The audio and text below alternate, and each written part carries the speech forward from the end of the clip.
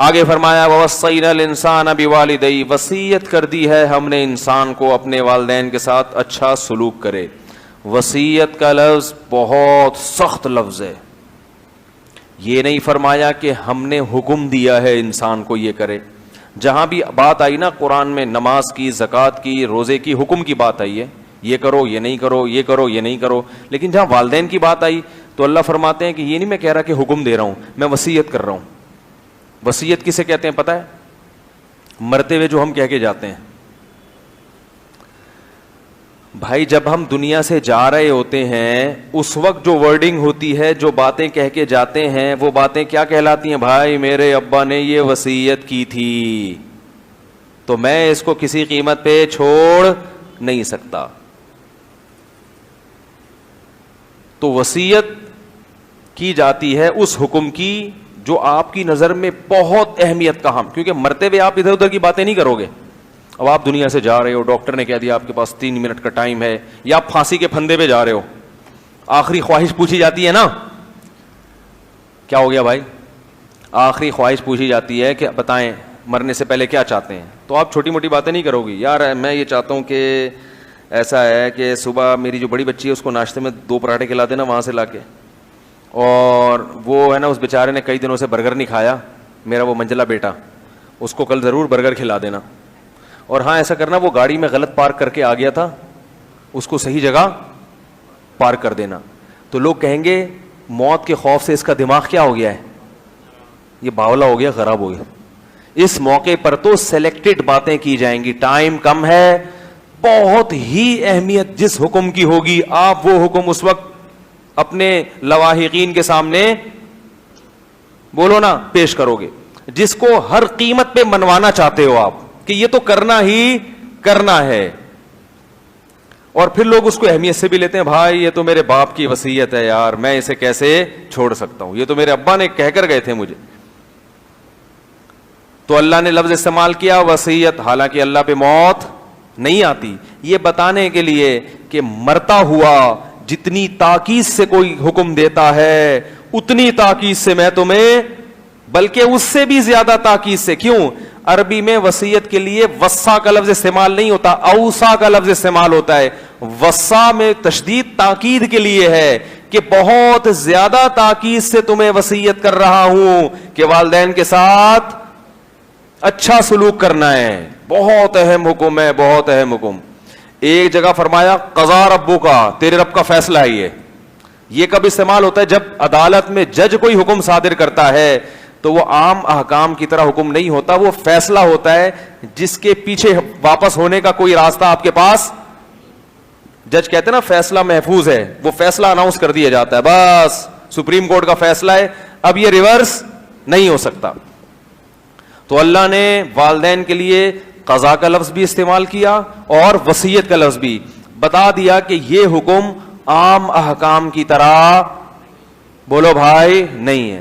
اس لیے بھائی اللہ کا واسطہ دے کے کہتا ہوں نوجوانوں کو، جو مرد ہیں ان کو بھی، جو نوجوان لڑکیاں ہیں ان کو بھی، اپنی ماں اور اپنے باپ کے سامنے زبان مت چلایا کرو. دنیا بھی تباہ ہو جائے گی، آخرت تو ہوگی تباہ. بہت کنٹرول کرو، برداشت کرنا سیکھو. برداشت کرنا، اللہ نوازے گا تمہیں. اینٹ کا جواب پتھر سے دیتے ہیں. وہی کمپنی میں جب باس جھاڑ پہ لائے گا نا برداشت کریں گے، جاب سے نہ نکال دے. وہی بوڑھا باپ جب جھاڑ پہ لائے گا تو برداشت ہی نہیں ہوتا ان سے کہ یار یہ ہر وقت سناتے رہتے ہیں، ہر وقت سناتے رہتے ہیں. اتنی تاکید ہے والدین کی. میں یہ نہیں کہہ رہا کہ والدین ظلم نہیں کرتے، بعض بہت ظالم بھی ہوتے ہیں اور ناقابل برداشت حد تک اولاد کو پریشان کرتے ہیں. ایسے موقع پہ جتنا برداشت کر سکتے ہو کرو، بچ جاؤ ان کے سامنے. نہیں ہو کے دے رہا تو الگ ہو جاؤ. زبان درازی اور تو میں سے بہتر ہے کیا کرو بھائی، الگ ہو جاؤ اور پھر ان کا حال احوال پوچھتے رہو، مالی امداد کرتے رہو، ان کے لیے دعا کرتے رہو. اس کے علاوہ آپ کے پاس کوئی آپشن نہیں ہے. بہت زیادہ بعض دفعہ، سب نہیں، 1000 میں کوئی 1-2 ایسے والدین ہوتے ہیں جو بعض دفعہ اولاد کو واقعی ستاتے ہیں، واقعی وہ تنگ کر دیتے ہیں، بہت زیادہ تنگ کر دیتے ہیں. تو ایسی صورت میں جب ایسی ناقابل برداشت صورتحال ہو جائے تو میں کہتا ہوں بھائی کیا کرو، الگ رہو اور پھر ان کے لیے دعائیں پھر بھی کرتے رہو، کیونکہ ان کا حق کبھی بھی ادا نہیں کر سکتے. اللہ نے بہت بڑا حق, جب اللہ نے بنا دیا تو ہم کون ہوتے ہیں بحث کرنے والے. اور والدین کو اولڈ ہاؤس میں جمع کرانا, بیماری میں ان کو نہ پوچھنا, بیمار چھوڑ کے چلے جا کے کوئی ملازم رکھ لیتے ہیں ماسی, اور خود بھول گئے ان کو. ماسی کو پیسے دے دیں گے, وہ سارے پیمپر شیمپر خود ہی چینج کر دے گی ماں کے, اور یہ ابا کے لیے بھی ایک ملازم رکھا, خود بالکل بھول گئے. یہ بھی غلط ہے بھائی. ابا کی گندگی صاف کیا کرو خود. اگر فالج ہو گیا ہے, قوم میں چلے گئے, اللہ نہ کرے لقوہ ہو گیا, ان کو خود اپنے ہاتھوں پہ بٹھا کے نہلاؤ دھلاؤ, یہ خدمت کرو. بہت بڑی خدمت ہے, بہت بڑی خدمت. اللہ بہت نوازے گا, آخرت میں نہیں دنیا میں بھی نوازے گا, آخرت تو بعد میں ہے.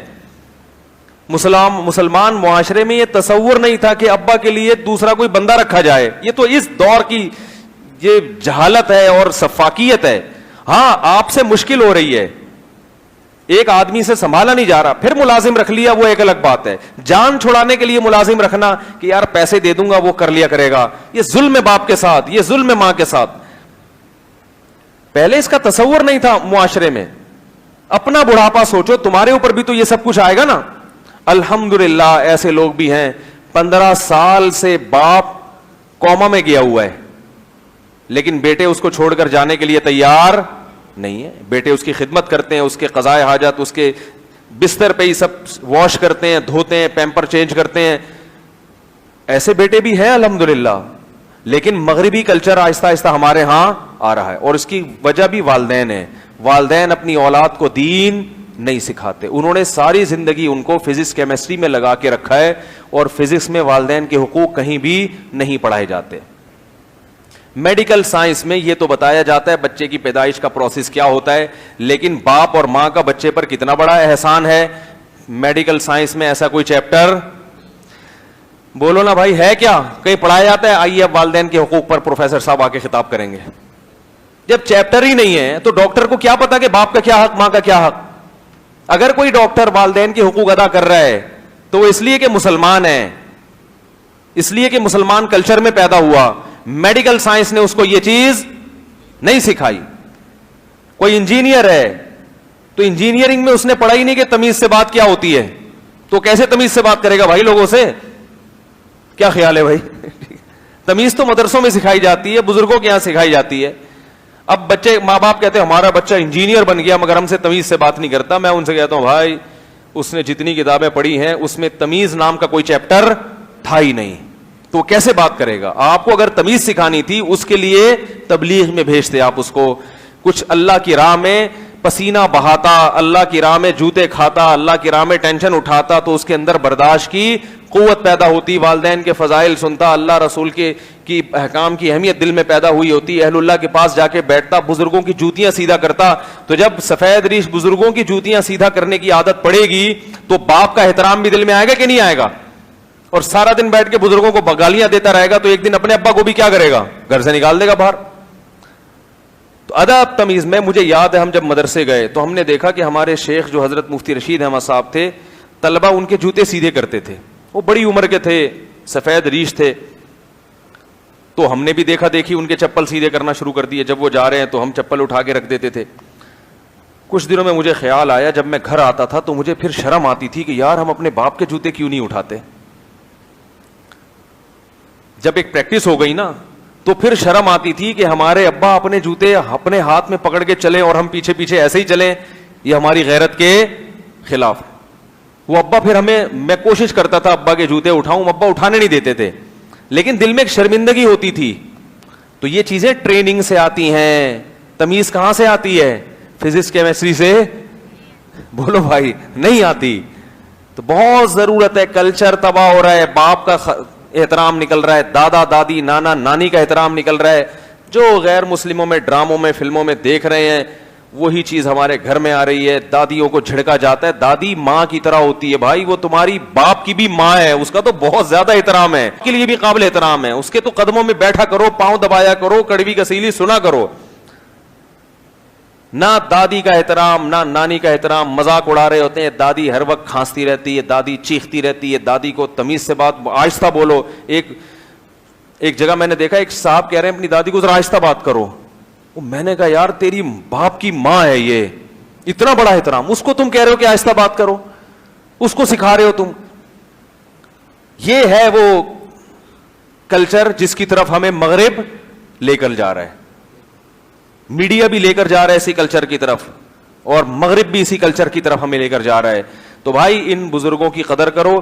قرآن حدیث میں کیا آتا ہے؟ حدیث سے تمام فقہاء نے مسئلہ نکالا ہے کہ آپ اگر نفل نماز پڑھ رہے ہیں, باپ نے آپ کو بلایا, آپ نماز توڑ کر اس کی بات کا جواب دیں. ماں نے بلایا, نماز توڑ کے ماں کی بات کا جواب دیں. دادا نے بلایا, نماز توڑ کے دادا کی بات کا جواب دیں. دادی نے بلایا, نماز توڑ کر دادی کی بات کا جواب دیں. نانی نے بلایا, نماز توڑیں, نانی کی بات کا جواب دیں. نانا نے بلایا, نماز توڑیں, نانا کی بات کا جواب دیں. اس کے علاوہ کوئی بھی بلائے تو نماز توڑنے کی ضرورت نہیں ہے. کتنا بڑا حق, کتنا بڑا حق بنا دیا. سب کلچر کی واٹ لگ رہی ہے, بس پیسہ کماؤ, پیسہ کماؤ, پیسہ کماؤ. اور والدین کا بھی قصور ہے, ان کو بھی وہی بچہ اچھا لگتا ہے جو پیسے کما کے کھلاتا. ان کو نماز پڑھتا ہوا بچہ اچھا لگتا ہی نہیں ہے. نماز پڑھتا ہوا بچہ ان کو کیا, داڑھی والا بچہ ان کو اچھا لگتا ہی نہیں ہے. شلوار ٹخنے سے اوپر ہو تو ان کو بچہ ملا ملا سا لگ رہا ہوتا ہے, وہ پسند ہی نہیں کرتے. تو جب آپ چاہتے ہو آپ کا بچہ لبرل بنے اور جناب زمانے کے ساتھ چلے, تو بھائی زمانے میں سب سے آگے تو امریکہ نکل چکا ہے. تو اگر آپ کا بچہ وہاں پہنچے گا تو سب سے پہلا کام یہ کرے گا, 60 سال ہوتے ہی آپ کو گھر سے باہر نکالے گا کہ آپ کی کھانسی سے ایکچولی جراثیم جاتے ہیں اور آپ نے لائف کو انجوائے کیا. اب ڈیڈی آپ ہمیں بھی لائف کو انجوائے کرنے دیں, بلا وجہ بے وقت کھانس کے ہماری نیند خراب نہ کریں. تو پھر لبرلزم تو اس کو بولتے ہیں بھائی. یہ جو لبرل لوگ کچھ اپنے ابا اماں کی خدمت کرتے ہیں, یہ مذہب کے اثرات ہیں جس کی وجہ سے کر رہے ہیں. یہ خاندانی اثرات ہیں اسلامی کلچر کے. اب یہ اثرات آہستہ آہستہ مزمحل ہو رہے ہیں, کم ہو رہے ہیں. اگلی 2-4 نسلوں میں نہیں ہوگا.